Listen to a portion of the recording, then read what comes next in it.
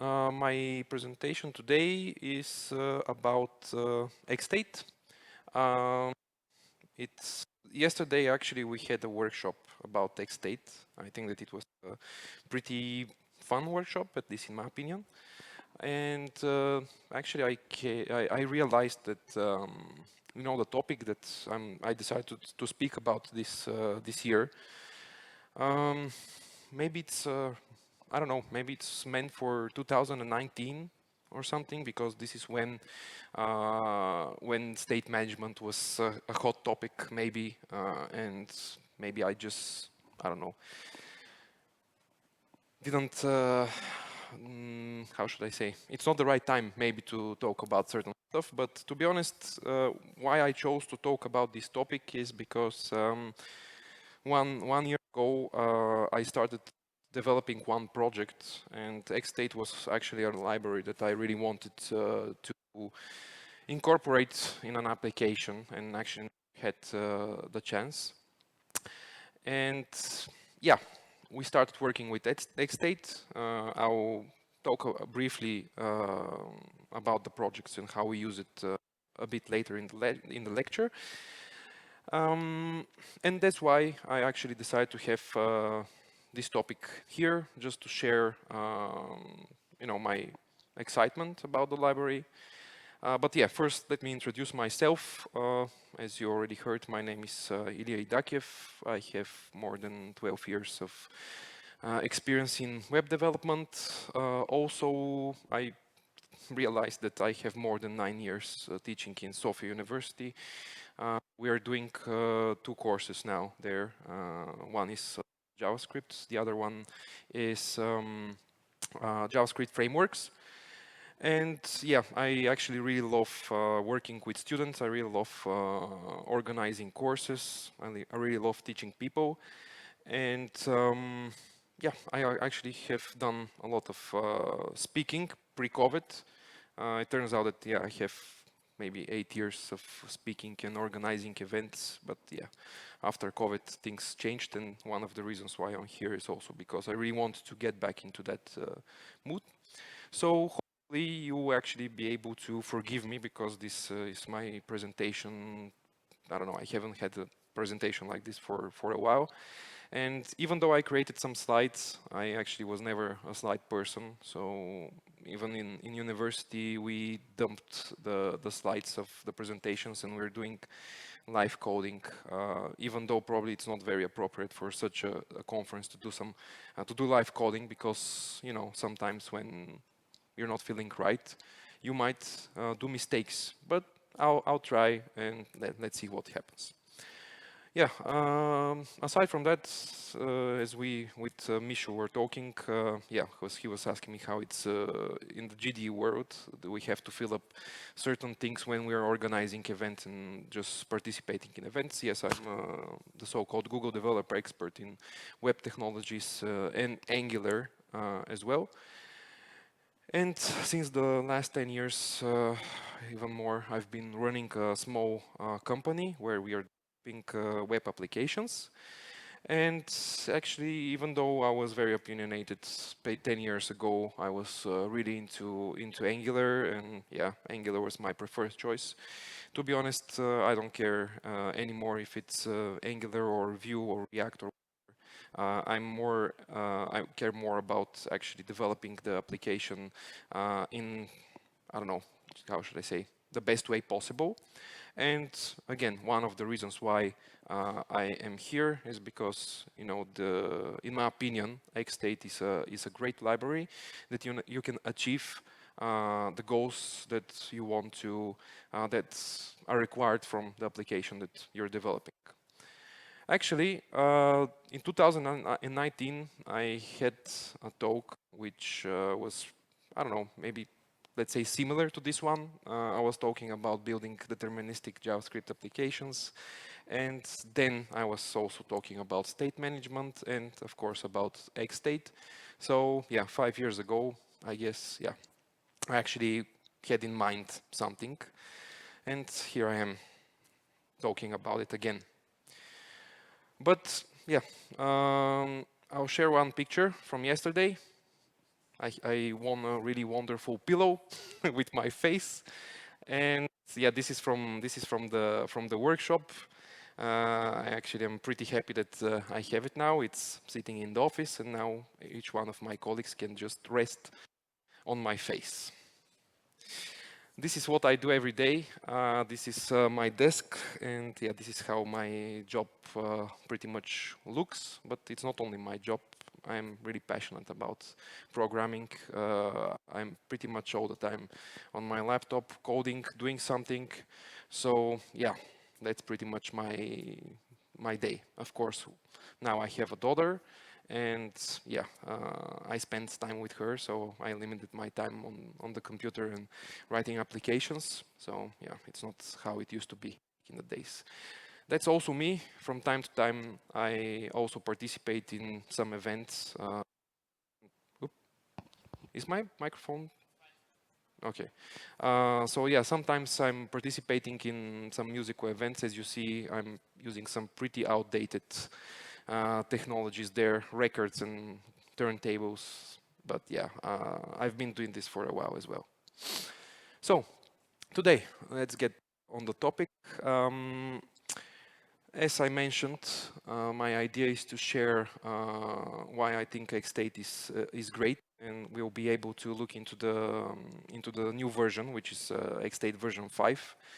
The whole library actually was not the whole, but some parts were reworked because it was not really to be used really, or at least it was not developed with the idea of using TypeScript, and TypeScript is a language that we use all the time. So I don't think that maybe there are companies that use vanilla JavaScript nowadays. But yeah, in our company we don't use that anymore. We write TypeScript because this is the proper way, I think. So in general, let's talk about what is XState. So XState is a library for modeling and managing application state, and the idea is that it's very we are doing it through the so-called state charts. So it's not an imperative way of defining what you want to do. It's more a declarative way, and I am a big fan of declarative programming, and that's why, again, I'm here and I'm talking about this library. So let's get back to the problem. I'm not sure how many of you, code and have used. Are there people who actually used XState before? No, no one. Okay. So one of the reasons why I actually decided to use XState for one of our projects was because we actually had a requirement where we had to create, let's say, an application that allows the people to create flows. And these flows have given functionality for each individual, in each individual part of the flow. And of course, because I'm the Faculty of Mathematics and Informatics, of course, this is just one state machine with different transitions from the different states. And this is what actually XState is. Yeah, it's just state charts. Of course, the state charts is just a bit more than a regular state machine, because we also define certain functions inside, and this is how the whole thing works. So yeah, also this is the documentation, the official documentation. Pretty much it says that it's an actor-based state management and orchestration for complex application logic. So, of course, I'm going to do a comparison with something that probably all of you know. Of course, I think that everyone has used Redux. I've also used Redux, and back in the days with Angular, we were using one library which is called NGRX, and I was a big fan, and still am kind of a big fan of NGRX because it's using RxJS, and RxJS is one of my favorite libraries. But again, the issue with Redux is that our states are not well defined, and actually we are doing some derivation from certain variables, and depending on this derivation, we're creating our user faces depend on the values, which is not very nice. So in XState it's a bit different. So yeah, let's create our first state machine. Does everyone see okay? Or maybe should I change to white theme, or the dark theme is okay for you? Okay, great. So the first thing, I'm going to show you a really basic state machine. We're just going to create, actually we're not even going to create states. We're just going to create some event handlers, and we're going to do exactly what we can do in Redux. So let's import from XState the function code create machine. We're going to use the create machine, and first thing that I'm going to provide is a name or ID. Usually the ID is very useful because sometimes we want to refer to our machine, but yeah, this is in some more complex cases. Maybe I'll have enough time to show you a bit later. Then the second thing is to define some kind of a store, right? So in Redux we have the state, which should not be exactly called state. It should be called store because we're storing data. It's not the actual state, right? So here, this object that stores the data is called context. And inside the context, I can define different values. So for example, I can just say it's going to have some kind of a counter. Then, again, like Redux, we can define different handlers depending on different events that occur, and we can modify this context. So this here happens with providing the on property, and here we can define different events, for example, increment and decrement. Easy. The next part is actually doing the modifications. Again, it's straightforward, similar to how we do it in Redux. But here we have the so-called property actions. And inside the actions, we can provide an array of actions or a singular action. And we also have some helper functions that are provided by the library. So the function that I'm going to use is called assign. And assign allows us to get a property from this context and modify it. So we say counter. And here actually I can provide a function which can get the event if I need, but in this event, at the moment, I don't have a value. So I'm just going to remove it because I'm not going to use it. What I'm going to get actually is the context. So I want to get the current state, right? The current value of the store. And I just want to say that the counter will be the context.counter plus 1. And I'm going to do exactly the same here, but I'm going to decrement the value. Okay, then how do we actually communicate with this? How do we actually start executing actions and talking to this machine? Because at the moment, as you see, this is only logic. We define some logic, but we don't actually have an instance of this machine. The instances of the machines are called actors. So in order to create some kind of object that we can actually execute these operations, we need to create the so-called actor. So let's create one. We just do create actor. And we provide the logic that we want to create this actor from. Now, what we can do, which is really great, is we can actually use a method that I really enjoy, which is called subscribe, because this, again, it's observable, and I'm, as I already mentioned, a big fan of RxJS, and yes, you can kind of plug in directly XState with RxJS. I have not done it yet, but it should work, and I think that it should work great. So at the moment, I'm just going to get the current snapshot. So a snapshot is the whole state of the actor at a given moment. It actually has some methods that you can also extract certain information. So what I'm going to get is the value, which actually I don't need the value because we don't have a state at the moment. So I'm going to leave that for now. I'm going to just get the context. And yeah, I'm just going to log it. Okay, so we created a subscription which will get executed every time there is something going on in our actor. And the next step that we want to do is actually start the actor. So each actor, we have to explicitly start it in order for it to start working, which also is great because we can do certain setups on these actors before we actually start them. And the next thing I'm going to do is actually send my first event.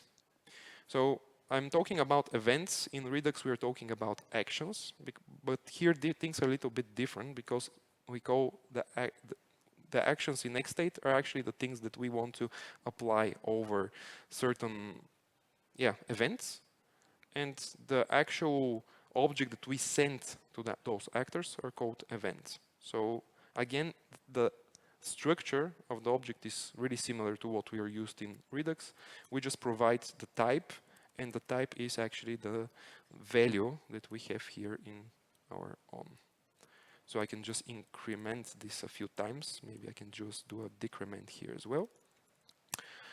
And if I execute this code, hopefully it won't run. Okay. Let me just see why. The risks of doing yeah, this is because I was doing some stuff before the lecture. Actually, I was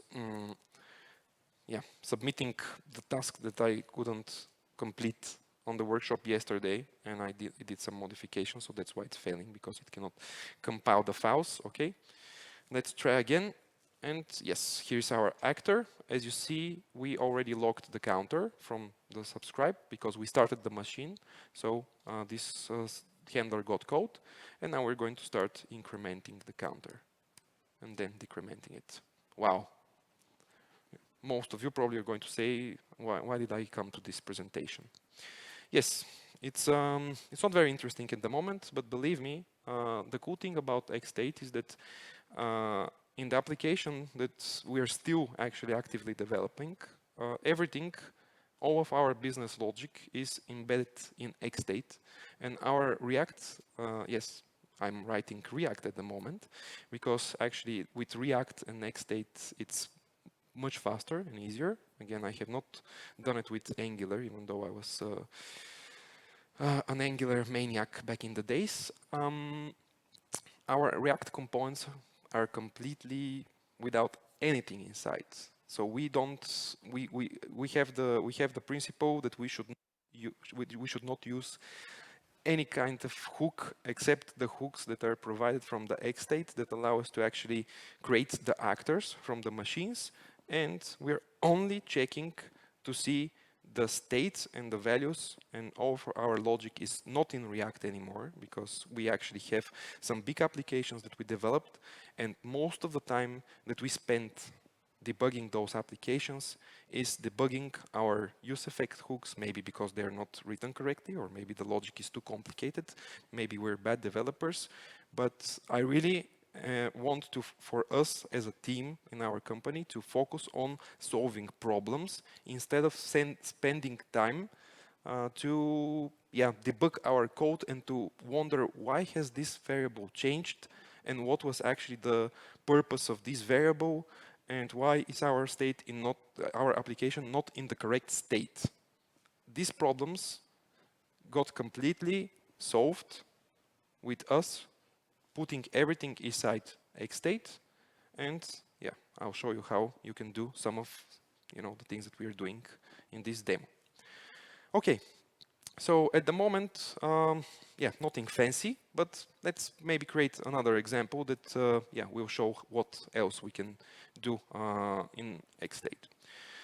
So let's maybe define our first state in our application. So I'm just going to kind of ditch this demo and create a new machine. So I'm going to say create machine.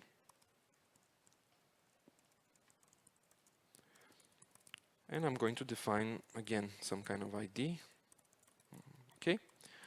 And here, I'm going to use the state property. So the state property is very, very similar to what we have in the on. We, again, put some kind of names for our states. For example, I can say that I have a state called idle. And here I can put some configuration for my state. I can also say that I have a state which is called running. Then we're going to put also maybe done. So what I'm going to do is create a simple logic that, for example, I can start. It will create an interval, and this interval will be sending some values to our machine, to our actor, and it will be some kind of like a DirectJS constructor function that creates an interval and starts emitting values. So what we can do first, what we must do when we have different states is to define what is actually the initial state. So we're going to say that the initial state is idle. And in the idle state, we must define what are our transitions to the other states and how we can actually transition from one state to the other. This is done again with the on. Here we can say, okay, whenever a certain action, for example, start, or maybe I'll just put it with smaller letters so we can distinguish the states from the events. So whenever an event with type comes and it's with start, then what we can do is say that our target should be running, like this. In the running state, we can define again something similar. I'm just going to copy and paste it and say, okay, whenever someone says pause, maybe we can go to the idle state, or maybe we can, maybe let's do that. Okay. When an event that is done comes, we receive an event, we can go to the done state. The done state, we can mark it as type final. And this is how we actually defined our transitions through our function. And the cool part is actually that defining this, like creating this object, if we go to Chrome somewhere, like here,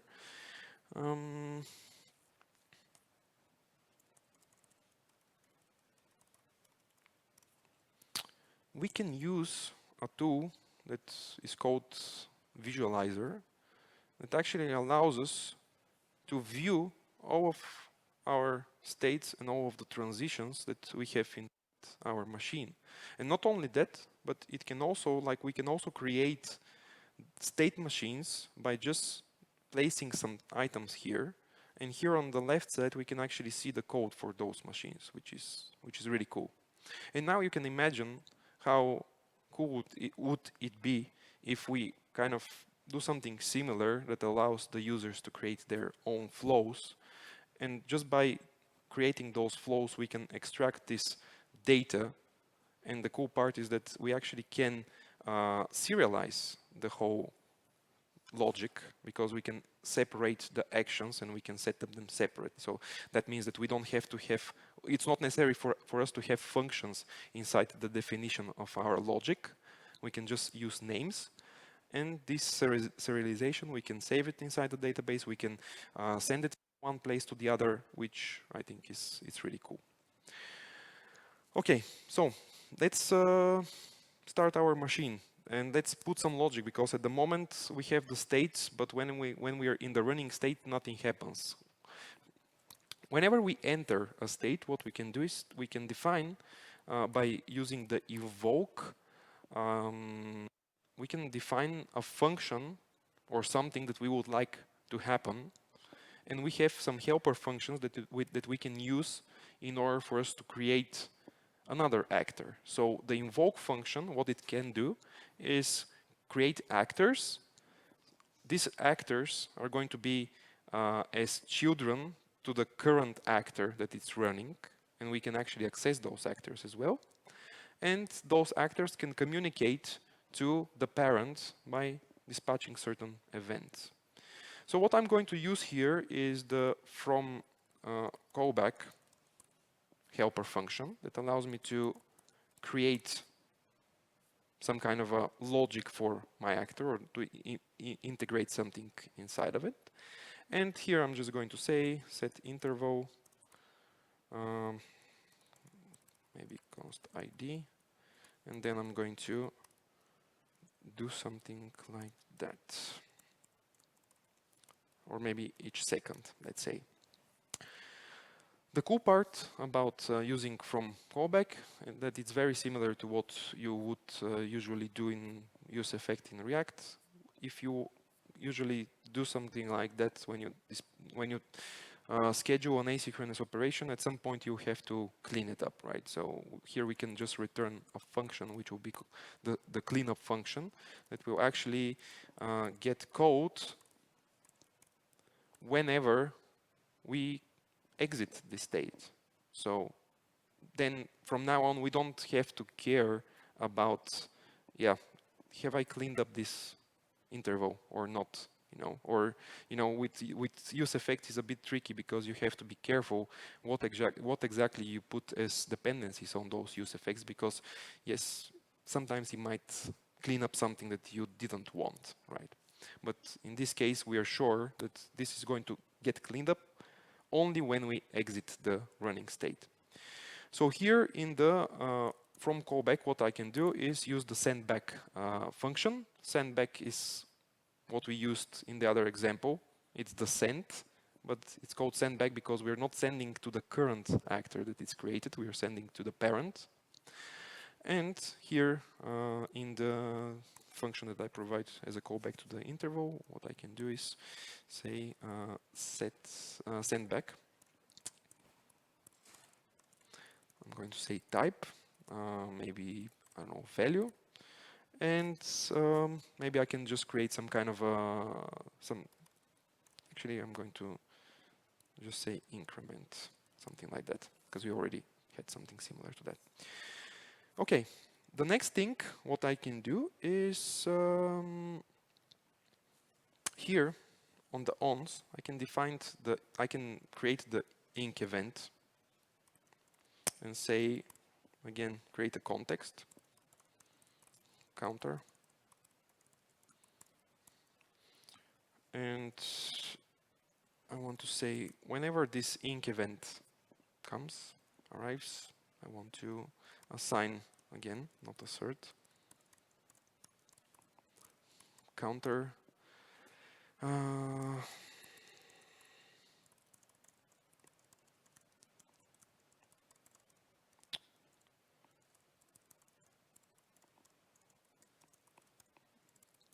okay, something like that. And I'm not sure if you noticed, but the way that we wrote it here, it's a little bit different from what we had before, because here I defined the on methods not inside a given state, but I defined them on a global level. And here I actually have a state, and those actions that are the handlers are actually defined in this particular state, which is also great because we don't have to worry about certain events being handled when we are not in the correct state. And this is something that with Redux, it's a little bit more complex to do because we cannot say, or maybe we can do it. Probably we can do it through the so-called higher order reducers. And maybe there we can have some kind of a check to say, okay, don't execute this reducer. But to be honest, I never seen such practice. But yeah, here it's just out of the box. So if we're not in the correct state, if something gets dispatched, we just won't handle it, which is also great. Okay, so we're going to be incrementing this. Okay, we have pause, we have done, and I think that in general we should be pretty much done. Let's test it out. Okay, create actor.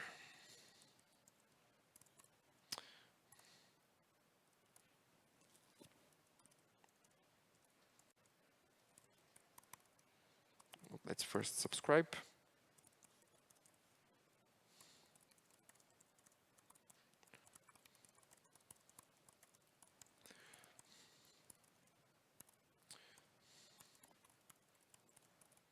So we want to send the, which was it, the start event, okay. And then what we can do is maybe wait for a few seconds and send the stop event, which will stop the timer we will reach our final state, and when we reach our final state, it will put the machine or the actor in final, so we won't be able to kind of turn it alive again. So this is the final state. We've reached the end of what we were trying to do, which is also great, because even if we start sending actions when we reach the final state, nothing will happen. And also, yeah, but I'll talk about that a bit later. So let's run and see what will happen. Maybe I did a mistake somewhere. We're still in the definition of invoke. Okay, we're creating the actor. Here we're subscribing. And yeah, let's play it. Okay, first, when we started, we have the counter, which is 0. Now we say start. This is the moment where we're going to transition from idle to running, and we should enter the invoke. There it is. So we have the sendback. Now we're going to start the timer, the interval. Okay. And yeah, it logged again because we actually dispatched an action. Just 1 second, because I just want to be sure that we also see how it gets destroyed. Why is it counter 0? What did I miss? Yep, maybe this is the issue.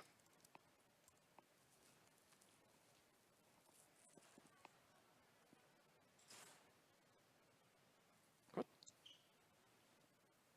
Okay, yep. Now we can see it flowing, right? So we can see on the bottom how this thing is actually counting and providing new values until we actually reach the final state, which should come at some moment now. Okay, let me just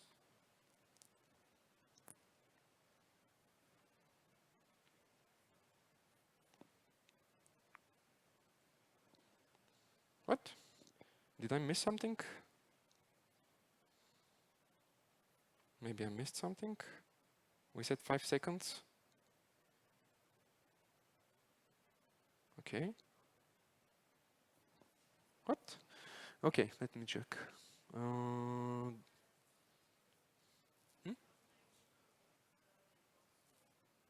I sorry, but okay, yeah, it's done. Okay, maybe we can just call it stop. Yep, stop, and yeah, okay. It was easy. So yeah, usually if you define your types a bit more stricter, because we have TypeScript, you won't do mistakes like this. But at the moment, because I'm just doing a demo, I don't want to lose time by defining types, and that's why, yeah, I struggle with such things. So yeah, we already saw the clear interval was called, and yeah, we changed the state. And here let's get the value as well, because value will be the actual state of our application, and depending on this value we can actually start presenting some stuff on the visual layer, because we see that now it's running. At some point it will get in stop, in done. Okay, so yeah, this is how we can actually handle async operations. So we have from callback, we have from promise, we have from observable, we have everything that we actually need. And we also have the option to kind of import stuff into our instances. So we can have something like dependency injection and provide dynamic things to our actors and to our logic, and use those actors inside our logic. What we can do here is, because yeah, sometimes probably I would like to define what is going to be the interval on which I get a value. I can actually create this context with a function, and here I can destructure one property called input, and I can return the actual object that I like, right? So here I can say delay is going to be either input.delay or 1 second. Now, yeah, with TypeScript, I'm not going to deal with it at the moment. So I'm just going to do something that is forbidden in our projects to use the any keyword. But yeah, for the moment, I'm going to do that. And how do we actually provide this input? So we provide this input upon creation of the actor. So here I can define what the input will be. And I can say that we are going to have delay, which is going to be 2 seconds. Now, since we assigned this value to our context, the thing that I can do here is actually send this value to my from callback function. This is done by using here another function called input. Here we can get the context and just provide the context. And here inside the input, we're going to actually have the whole context. So what I can do is just say input.delay. And just like that, we provided our first dependency to our machine. And whenever this function gets called, we should be able to see it somewhere. Okay. Why is it not? Okay, delays. We can see it here where it's logging, but yeah. So you can imagine. I think that you can imagine how useful this is, because this allows us to create small machines, and we can create some kind of a link to those small machines, and they can start interacting with each other. So this is one of the things that we actually have in our project. Because I also saw that there is a topic that is going on now for micro frontends. So we are also using micro frontends. And each individual micro frontend actually has a machine. And yeah, we're doing all the communication through those machines. And again, we don't have any logic inside our React components. Okay, so what else can we do? I'm just going to quickly jump back to the presentation so we can have just a short comparison with Redux versus XState. So if we have something similar to this in Redux, where we have, for example, is loading, is submitted, has error, some attempts that we try to do some operation and a no, and the actions are the ones that are placed on the bottom. If we have a reducer that will look like this, and you cannot, I'm pretty sure that this doesn't look very nice compared to what we just saw in, they both are maybe sometimes hard to read, but if I have to choose, probably choose what we have in XState. But the real issue is about the complexity, right? Because if we are creating our states based on some Boolean variable, or even some kind of an integer or a string or whatever, we have, again, infinite amount of states that we can end up on. And these are, for example, what this simple reducer outputs. So again, we have certain states that are meaningful for us, but we have also endless amount of states that are not meaningful to us, and we as developers have the responsibility to handle, and this is something that I really don't enjoy. We already saw, so this is the presentation how I did it. I'm not going to go through those examples because we already did an example, which is a bit more complex. But in general, the best thing about XState, the states are explicit. Instead of, in Redux, doing certain combinations and creating a state based on this combination. The next thing is that the transitions, we actually have transitions, and the transitions are also predictable, and we have a tool that we can use in order to see all the different transitions, which is, again, great. We don't have impossible states. So this is a plus, in my opinion, a big plus, but also there is a minus, just like everything in life. That means that if we have not defined something, it won't happen, right? Which in Redux can happen, but again, that means that we just need to be more explicit when we are defining our machines. The cool thing is that we also have some dev tools that we can use that you already saw. With Redux, we also have, again, like the dev tools that are very helpful for us to develop our applications. In XState, we actually have an option to create substates, meaning that, for example, here in the idle states, I can again use the states property. So I have some kind of a hierarchy that I can create and manage it.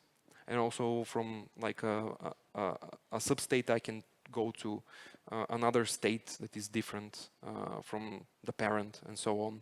We can do pretty much everything, all kinds of transitions.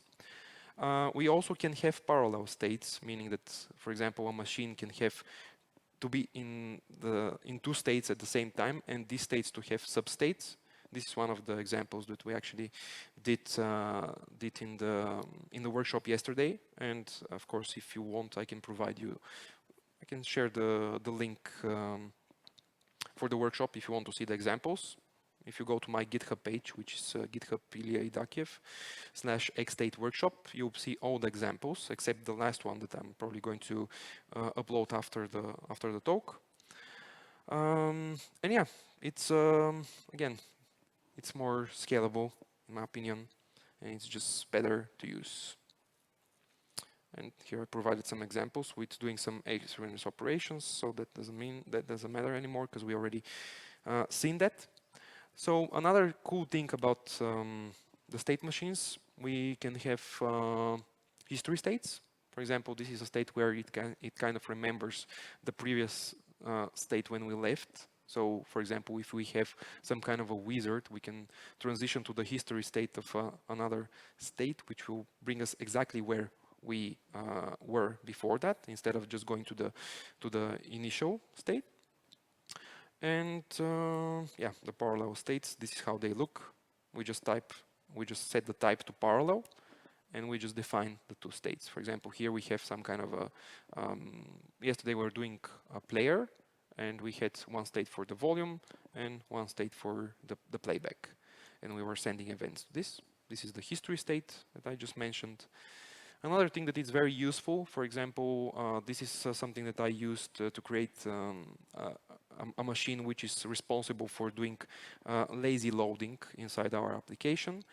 For example, we have a machine that is responsible for fetching resources, and I create another machine that is creating those fetch machines based on certain conditions. And that means that what we create is different actors for the different frames of the items that we want to load, and we can actually easily control and reload certain parts of our applications. And this is done by spawning the so-called actors. I'm not sure if I created an example for spawning, but yeah, I can do that, even though I'm not sure what to spawn at the moment. But spawning an actor is pretty similar to what we are actually doing here. We just have one function that is called, I'm not sure if we'll have it here. Let me just see, probably if I do something like that here, and I provide another function, I can, no, this is, no, it's on, maybe on entry. Entry is really cool because also it allows you to define certain things that you want to happen whenever we are entering the state. So I think that here probably we can have the, no? Where was the spawn? I've totally forgot where we can use it. Let me just check to see the examples. Spawning actors within input. Yep. So it's in the sign. Why didn't we see it in the sign? Here? Maybe because, okay, there it is. I'm pretty sure that I tested it and I didn't see it. So the idea is that here we can use the spawn function just like we are using the create actor function here on the bottom. We can provide some kind of a logic, also provide some kind of input and additional configurations, and it will automatically create an actor for us, which we can assign to a reference inside our machine, for example, in the context.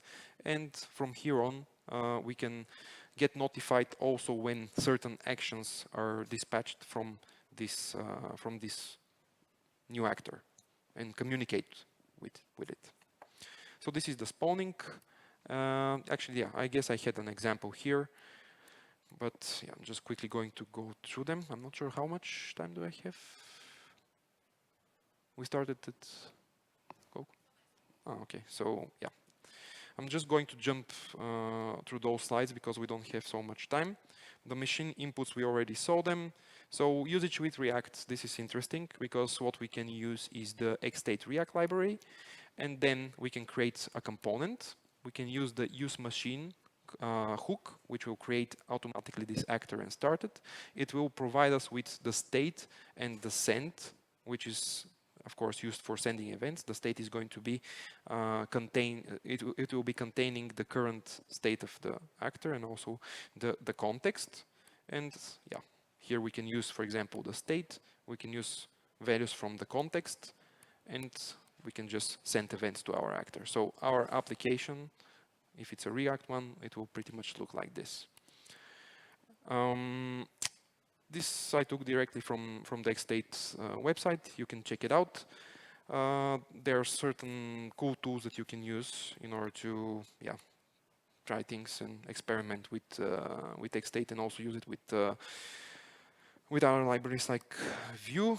We also have Visual Studio Code extension. Not sure if it's working at the moment for version 5, but also it's really cool because it gives you this representation of the states. We also saw the visualizer, and here I created a really ugly diagram, but just bear with me. I'm just quickly going to explain how we use it in our application. At the moment we have React. And one of the issues that we had before is because we have the React router and we cannot depend directly on the state machine itself, because actually we need the React router in order to be placing us in the correct page. So what we've created is a simple function. Actually, we created a machine which is responsible for the router.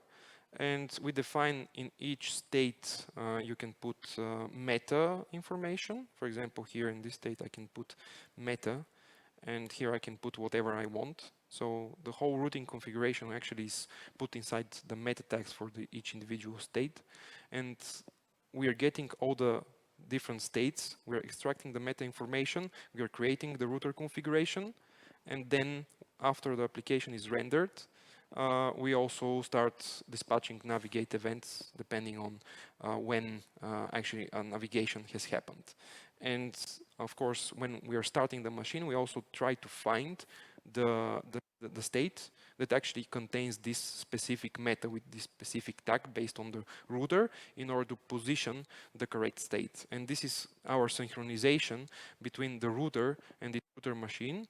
And from there on, everything, all the business logic and all of the UI that we have, we don't use anything else. So we are only using XState, and we're only, pretty much communicating with machines, and those machines are communicating with each other, and the different components, communicating to the machines. The machines are handling the so-called side effects. The side effects, usually, not sure how it's how you guys do it in React. Either use Saga or Redux Tunk or whatever, but here it's even cooler, I think, because everything is in one place. Even though, again, we can extract those functionalities. For example, I can